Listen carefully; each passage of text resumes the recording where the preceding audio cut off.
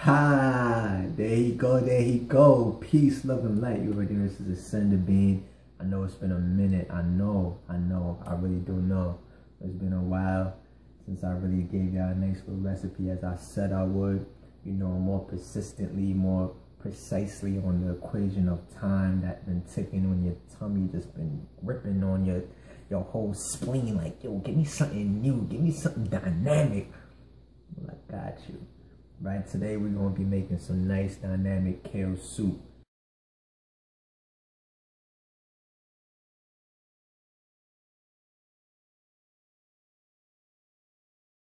Now this is a good recipe when you just want to have a nice little pick-me-up, something that's a lot lighter on the digestive system as far as getting some nice dark leafy greens in your system to give you the iron, give you the copper, the proper and essential vitamins and minerals that you need to assimilate a proper liberatory consumption, right?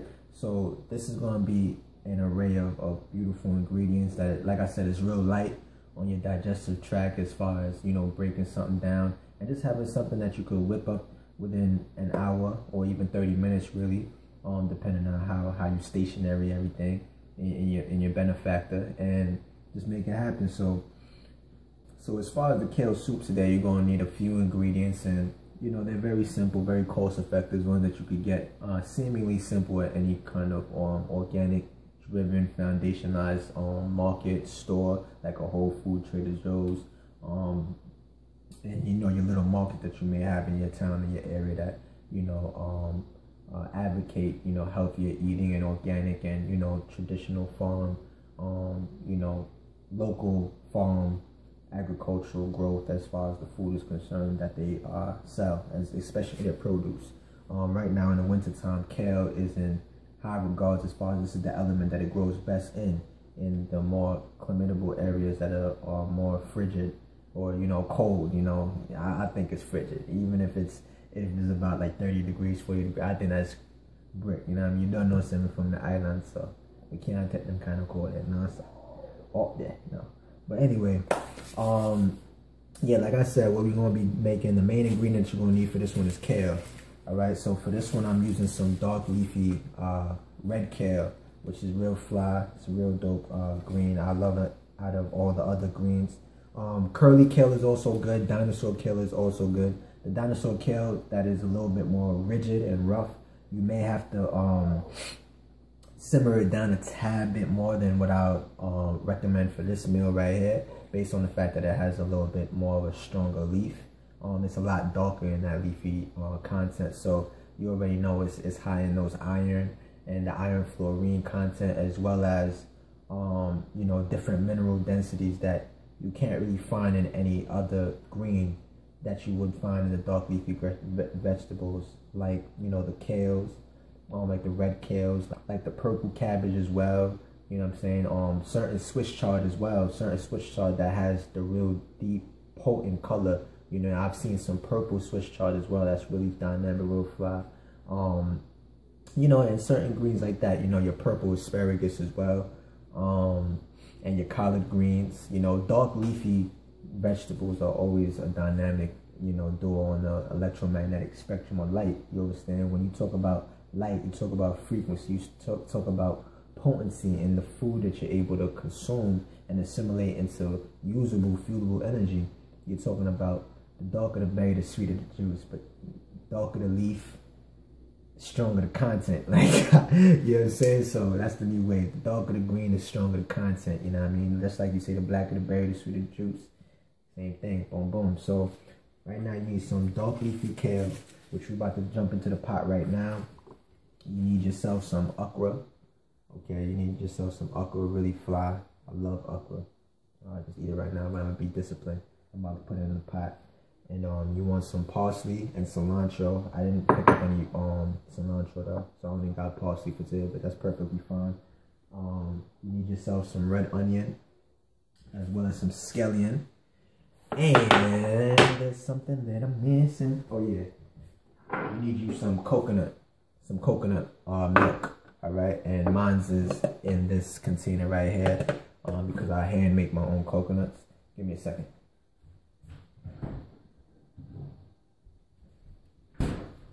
All right, so what I do is I hand make my own coconuts. You know what I'm saying? I get them, chop them up, you know, or give them a haircut. You know, I don't want it to sound so destructive, but you know, I ain't gonna be in denial. At the end of the day, you know, this is what they're purpose for. So you put the right intention, the right focus, the right focal to why it is that you're trying to consume and you're trying to put these things into your body. Give them the proper nutrients of love. You feel me? Love is the most important ingredient in this whole thing right now, as far as what you put your time and your energy into. Because whatever you put your time and energy into, essentially is a cross correlation with love and affection to a certain extent, right? So the more love and the more attention you put into your food, the more frequency you be putting into your food, as far as your mentality, the way you feel, what you want to get out of that food. Intention is everything, you know what I mean? So I just create my own coconut milk from scratch, as well as my almond milks and things of that nature. And I could definitely break that down in another video. So what we gonna go ahead and do, we're gonna go ahead and throw this kale in the pot real quick. All right, so like I said, you got your dark leafy greens, you got your okra, you got your parsley, you got your red onion, your scallion, and also you're gonna need some Himalayan sea salt. My black salt is all finished, but if you want some black salt as well to put in there, it's also real good. As well as some cayenne powder. All right, as well as some curry. All right, I also recommend putting some curry in there. You want to give it almost that chicken broth kind of feel and taste to it. All right, so now what we're going to go ahead and do, I got my pot on boil.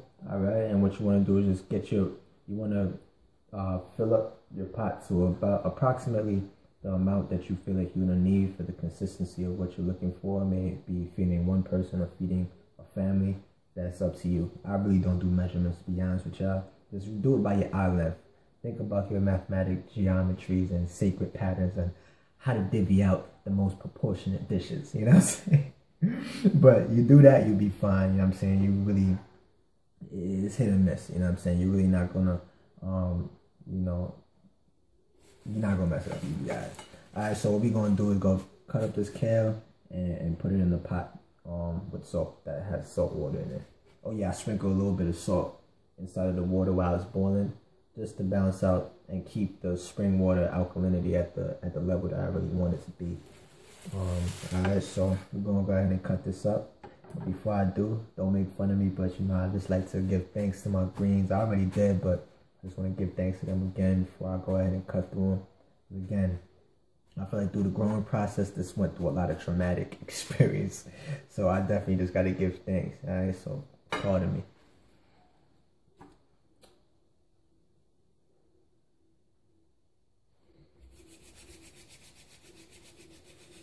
I give thanks to this plate. I give thanks to this kale. I give thanks to Mother Nature. I give thanks to Alma Mama for all her graces and all her beauty. I give thanks for all the love and all the vibration through this meal. I give thanks for all the beauty and the vibration through this meal. Thank you for the frequency. Thank you for the thought. Thank you for the energy that will give me through my spark. I give thanks to my universe. I give thanks to the elements. I'm sorry for your traumatic experience that you've gone through these agricultural processes. With that love and intention. Alright? I kept that short because I didn't want to bore y'all, but boom, after you do that, I'm telling you, man, love is the most, you know, dynamic frequency. Because this is life. You feel me? But life is going into life. You feel me? With the right purpose. So, go ahead and cut these up. You could cut it up finely if you want. You could cut it up into chunks. Again, it depends on your liking, you know what I'm saying? Some people like their greens chunky. Some people like them fine to where you almost don't even taste it at all. You taste more of a soup. But I like to cut it up into a nice even consistency of chunky and like really finely chopped.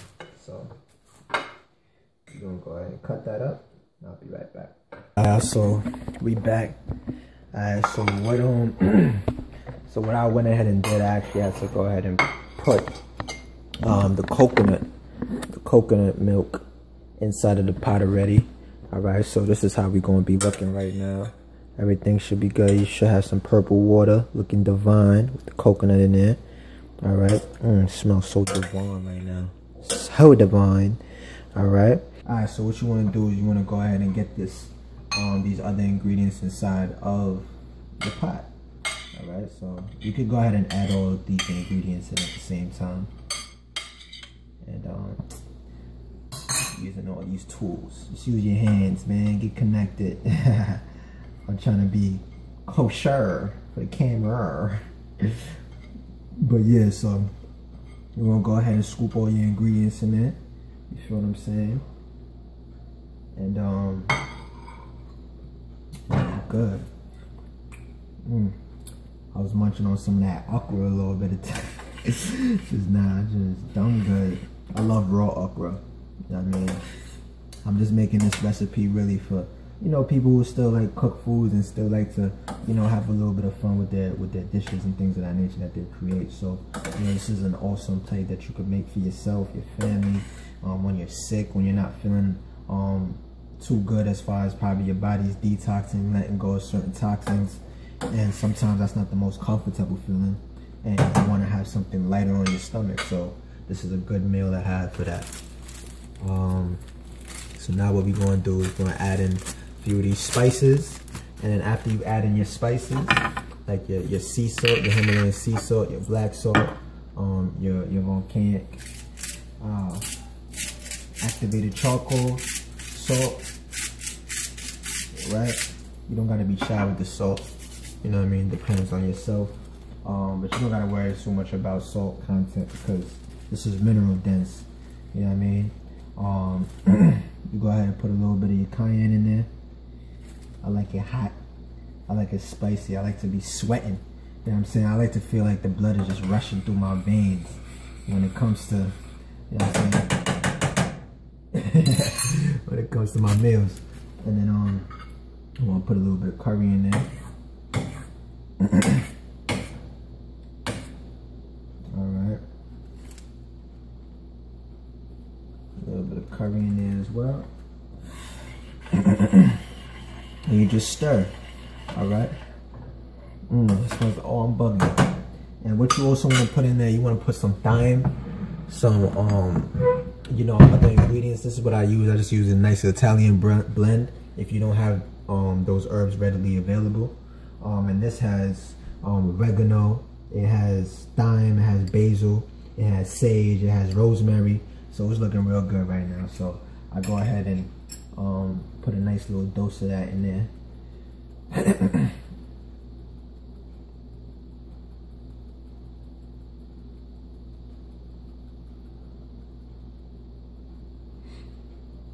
Yeah, I'm still shaking. And then you just stir it all in and smell it, and just smell how divine it is. Oh my gosh.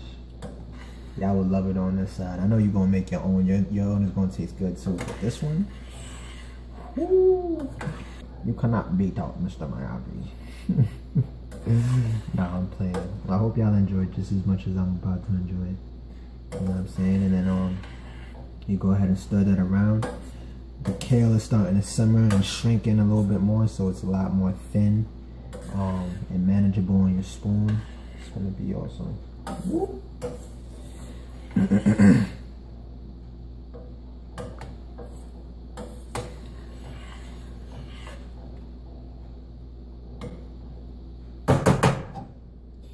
Alright. Taste test. Ooh. You're gonna put your stove on like a simmer, and you're gonna just cook that down like 15 minutes or 13. You already know. 13. Haha. Alright, y'all, so we all done. 15 minutes has passed and we all finished though. So let's go ahead and see what the final is inside this good old pot of some nice kale soup. Yes, it's looking good. Looking very good. Alright. What I did, I put the onions in last. I tend to like the the taste. We're tasting the flavor. Y'all already know my dance when something tastes good. Alright, y'all, and there we have it. You got your kale soup with your okra, your onions, your scallion, your herbs, your spices, and everything nices. Getting some nice little test. Y'all already know you gotta try this out. Again, y'all know already. Yeah, you already know. Hold on.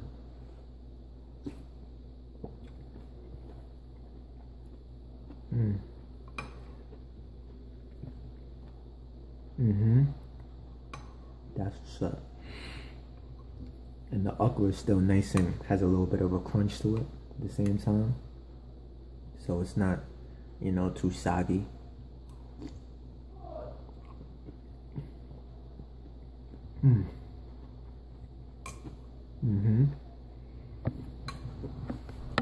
So y'all definitely gotta go ahead and try out this recipe. If you could get or use wood spoons, that would be awesome. I actually broke mine, but the least silver material that you could use, truth be told, is the more beneficial. Because a lot of the time when we cooking a lot of alkaline foods, within the metalloids that are disseminated within the pot itself, like sterling silvers and things of that nature, unless you're cooking out of glass pots. Like I normally cook out of glass pots. Hold on, let me show you what I mean. This is like an ancient one that got past. Oh shit, it's glass, my bad. But you know, this right here is a glass pot. Alright, this is what I normally cook out of all the time. But this was a little bit of a bigger dish because I just wanted to, you know, make it in front of y'all so that y'all could see on a bigger proportion what is being created. But normally, either you try to regulate the alkalinity by utilizing some coconut of some form or something with high electrolytes like lemon within your platter, probably a tad bit, just to keep the alkalinity and the electrons sparked within the food that is being cooked within sterling silvers, because sometimes that makes our foods acidic as well, you know, from what I've learned. So and just also what I felt, you know what I mean, as far as when I assimilated the food after I consumed it through cooking through pure sterling silver without giving too much thought or application to balancing out that alkalinity. So, you know, things like Himalayan sea salt is good. Keeping the water structured really is the key, I feel like, to that, you know, keeping that not only just the pH regulation, not even just the potential hydrogens, but also too being able to keep the structuralization of the water in the format of mineral density. You know what I'm saying? You don't want it to be oversaturated with too much metalloids that would be diffused from the sterling silver. So, you know, you definitely want to keep that in mind. Same thing with eating with, you know, these spoons. I'm actually about to be on my yard munting, you know what I mean, and drink it like how I want to drink it right now. Y'all already know this ain't no regular cooking channel. Man, that's the way you gotta drink it right there. But you already know, this is a center beam. I hope y'all enjoy this little bowl of greatness. So to y'all soon. Peace. Oh yeah, if you like what you see, please be sure to like, share, subscribe, comment. You know, if you try this out by yourself as well, you know, post your pictures in Facebook or Instagram. You know, tag me on Instagram if you post a picture of you trying out this recipe. It's absolutely dynamic, so you should definitely try it out. And yeah, man, I see you on the other side of consciousness. Libertary consumption. You already know, UNA, Universal No Ascension. Peace.